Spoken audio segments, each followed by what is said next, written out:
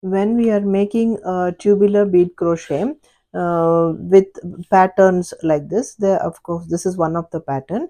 So when you're making this, the pattern calls for the arrangement of beads in a particular order. Like you see in this, there is a list of beads and you have to load on the beads onto the thread in this particular order as given here till you reach the end, and again if there is another line, and that also. When you finish this, you have to repeat the same thing over again. So this repetition we will have to do multiple number of times according to the length of the rope that we want, whether we are making a necklace or a bracelet or anything else. Okay, so what we usually have to do is we have to keep this list with us and then look at this list and then we have to follow. So one method of helping you with the list and how to follow is like I've already shown explained in another episode. What we do is we take a slip of paper like this, cut it into a kind of an L, and then you place it like this, so in order to keep your place. So, and you will move it down as you finish each one of them, and we will thread on all these beads in this order. So this is one way of threading on the beads correctly. So after you thread on the beads, how can you be sure that you have followed everything correctly and you have done the correct number of beads, etc.? Because if we make a mistake in the arrangement of these beads, we will not get this pattern, so our pattern will become wrong. So we have to be very careful, and accuracy is very important. So what I do is, suppose, see, I take a repeat of the pattern. So this is one repeat of the pattern. So this in this example, one repeat of the pattern is 68 beads. So see, the 68 beads. So this is 68 beads.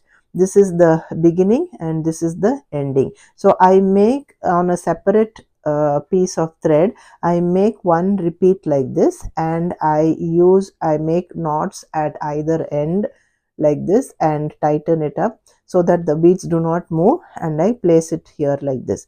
So you can place it or you can tape it on another cardboard or a paper or whatever, and you can keep it like this. And then what I do is, once I finish, so this is my sample. Let me put it inside the frame. Okay, so this is my sample, and then after I do on the thread that I am going to be working on, after I put on one repeat, I will just place them against this and check the accuracy like this. See, when I keep it like this and check, and I can fairly see whether my work is accurate or not, or and whether the color of the beads and the number of beads and etc. are all same. So this is immensely helpful for me in order to see that my repeats are not wrong, because it's a very tedious job if we make a mistake and then we have to change the thread, or we have to break a bead, or we have to cut the thread and add more beads or remove more beads in like that. So you see, this tip is something that works great for me, and I hope it works great for you as well. So the only thing is, after you finish each repeat, you will have to keep it against the sample and check like this. Please let me know if this tip helps you, and I would like to hear your comments on this.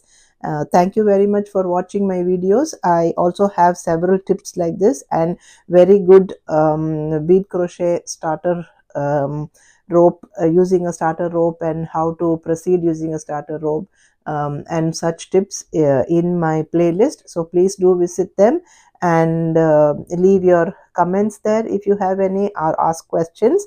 And if you haven't subscribed to my channel, please do subscribe and share this video and my channel with any other bead friends that who will find this helpful as well. Thank you so much for your support. Have a good day.